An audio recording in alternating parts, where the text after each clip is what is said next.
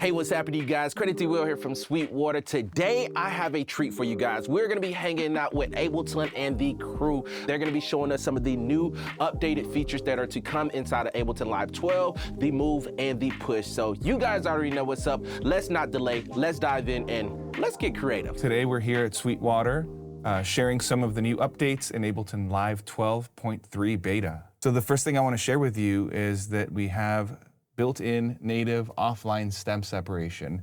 The offline part means that you don't have to be connected to the internet for it to work. And it's pretty simple to access. All you have to do is right-click on your audio clip and select Separate Stems to New Audio Tracks. We have this context menu that pops up and it asks you what stems you want to separate. Right now we have vocals, drums, bass, and others. But we have the option of doing it either in high quality, which takes a little bit longer, or high speed, which sacrifices a little bit of quality. Today I'm going to show you high quality so you can see the full depth of how well these stems are separated. It's a short sample. I'll show you the original. It's from our colleague Claire Lim. And you might have noticed right away when the stems are created, it mutes the clip so that you don't have to hear it anymore. And we'll play back the stems. Solo the vocals. Pretty clean. So the drums. This is really clean. Yeah, very clean. A good signal to noise ratio.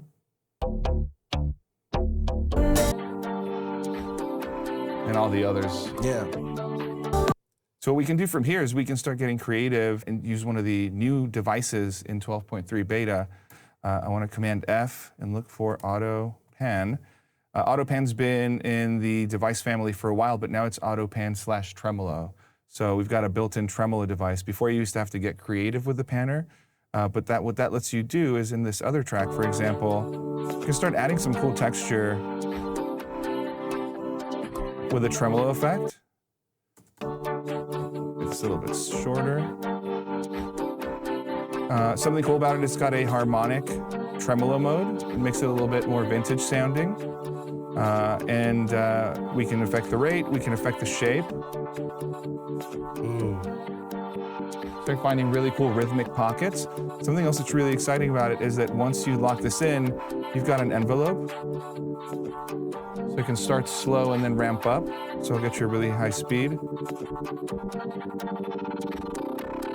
Or it can start fast and ramp down. And if you're sort of like me and it's hard for you to make up your mind as to which one of the settings you dialed in you want to pick, a new feature in 12.3 is that we can right-click and compare settings A and settings B of a device. So we've got this thing right now that we set up. Let's make it a little bit more subtle and we'll change the shape and we'll get rid of the envelope. Play it back and we can easily go from A to B. So I'll stick with B. So another new feature that we have now that we've got our stem separated is sometimes you want to replace some of the sound. So I'm going to isolate just the bass and this pad. And I want to use one of the new features, which is Splice integration. Splice is natively integrated into the browser. All we have to do is go to Places, select Splice, sign in the first time you're there, and you have access to your full Splice account. So what I want to go here is show you that in the home feature, we can share similar sounds. So if we highlight a region in the set, and then say search for similar sounds, it'll sort of render a clip, and then use that as a reference to start searching and start giving you some options that you might want to use. You can also use the tried and true feature where you go to your home, you select instruments. I'm going to go to breaks, for example. So let's grab this one, drop it in, automatically creates a new track for me. So let's see how it sounds. That easy. That easy. Let's go. Something new that we can do in 12.3 that's been requested for a really long time is the ability to now bounce group audio.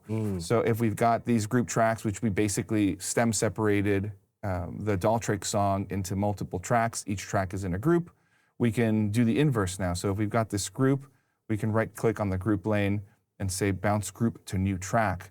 Automatically, it deactivates all the clips in that group, and voila, it gives us the song all over again. And a cool way you can take a song apart into stems and then reconstitute it, bounce it back into its own thing. That's dope. That's dope. Good stuff, man. Yeah, great stuff. So we got the Move, and you're gonna show us your new favorite feature that has been updated. Yes, yeah. So with Move 1.7, you've got a lot more opportunity in the beta where you can access all parameters on drift. If you hold Shift over a drift preset, you'll notice a little number there. We can just start scrolling through different parameters that were not accessible before. So, you know, if I want to listen back to my pad, I can even double shift to lock it and then start scrolling around thinking, okay, what does the sound need? I might want to add some modulation to the filter, right? It's a little stagnant. So I'm just going to go to my modulation. I'm going to think, maybe this needs some LFO, right? And then I can keep scrolling. There's the LFO page, right? And we're just going to scroll back to add a little modulation amount. Right? And immediately, I've got some modulation that wasn't available with the macro parameters. And I can easily edit what the waveform is of this LFO, can change the rate, can change how the rate is adjusted, right? So maybe I want to go on a ratio. Get some like amplitude FME modulation timbres. Right? Yeah, and then even from there, maybe we want to modulate the LFO. It can keep going on and on. You know, you can start really fine-tuning this, and as soon as you want to save this as a preset, all you have to do is highlight your whole preset, click it, Shift, Options, and then we'll save the preset. And now we have our unique take on Haven pad. Miss Claire, AKA Doll Trick, it is awesome to have you here. Thanks so much for having me, Duel. Good to be back. Good stuff. Now, so you got the push here, and you're gonna show us some cool new features. What you got for us? Yes, absolutely. So there are a bunch of new features, but probably my favorite is the one that I'm about to show you. I do a lot of live performance stuff with Push, and one of my favorite new updates is that with the latest version, you can use the entire Push surface as a giant XYZ pad, meaning that you can like have different parameters over here, and I'll show you a little bit of that as well. Yeah, I mean, so if you take a look at what I have over here, I've got different effects, and this is a custom audio effect, right, that I've built inside Ableton Live, but there's a bunch of different features like beat repeat, a high pass and low pass filter, a delay, a reverb, phasers, different kinds of other combinational effects. So maybe if you don't mind, could I throw it to you? Like, for example, taking a look at these, what are your top 2 effects? Beat repeat. Beat repeat? Okay, cool. Beat We'll repeat do is number one. and Beat repeat, and I would say low pass. Okay, cool, excellent. Beat repeat and low pass. So right now what I have, right, is I also love beat repeat. So I have beat repeat set up here too on the x-axis, which means that if I click here and if I press my finger, you'll start to see that, you know, Push is reacting to that. And the beat repeat parameter that I've already mapped here is also shifting too. Right? Yeah, so if I play a quick audio sample from Push, I had this like loop that I was working on for another performance that we're actually also going to do at Sweetwater. But just to take a listen to this, let me deactivate it.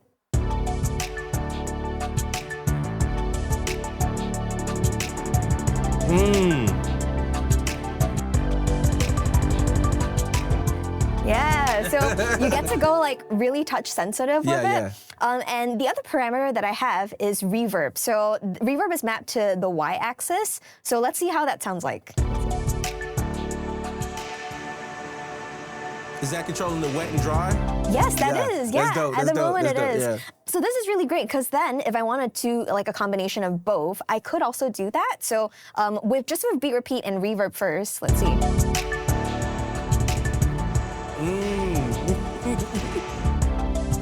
So that's like a really neat way that you can get to like interact and perform with it too.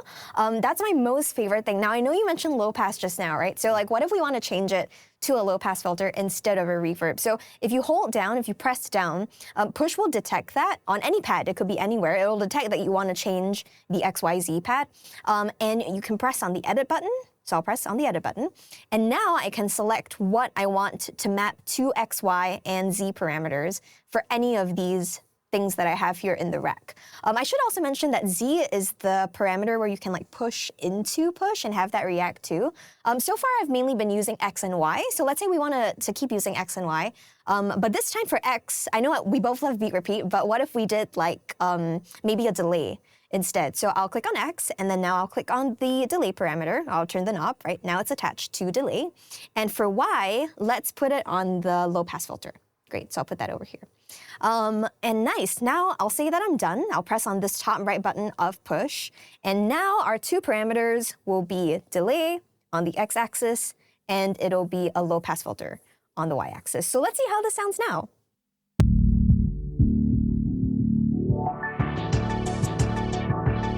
Oh, that's dope. Right? And you can still have other control over other parameters too. So like, I want to maybe play with delay and low pass, but also do like a high pass.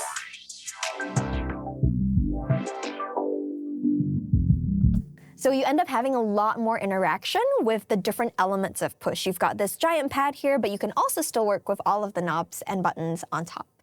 So yeah, that's probably my top favorite new feature of the updates. That's a pretty cool feature. Yeah. How does it work with automation? Can you automate those That's parameters a great as question. well? Yeah, so because you're controlling all of this, like you mentioned, you can record automation too. So like you can figure out how to, maybe play things in a specific way.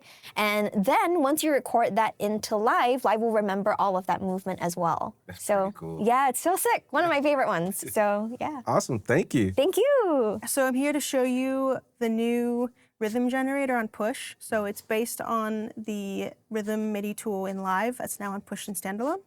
And so basically how to add it to a drum rack.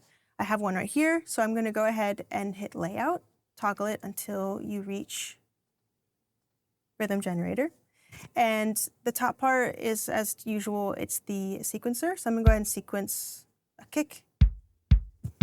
And then now I can start generating some rhythm. So I'm gonna maybe pick my hi-hat, this one. So we have 4 different pad sliders here. So the first one, you can go ahead and touch it, and you can see it's the rhythm length. And that's going to set the rep length. So I can sort of really slide up here and go all the way up to 16 steps and kind of find one that works. Next, we have the rhythm density, which sets the number of notes. So you can slide it all the way up to 10, kind of find one. I'm actually gonna toggle on the clip view. It's actually really cool to kind of watch the clips be added as you do that. And then this next one here is the pattern variation. So it basically just creates space in between each of the notes as you slide it up all the way up to 35. And this last slider here is gonna be the rhythm shift. So it actually just shifts, yeah. Exactly. It just offsets the rhythm right here. That's dope. Yeah, and you can do it for all the pads. You can go ahead and slide them up, find what you like. And because it's still sequencing, you can just take stuff out too, which is really cool.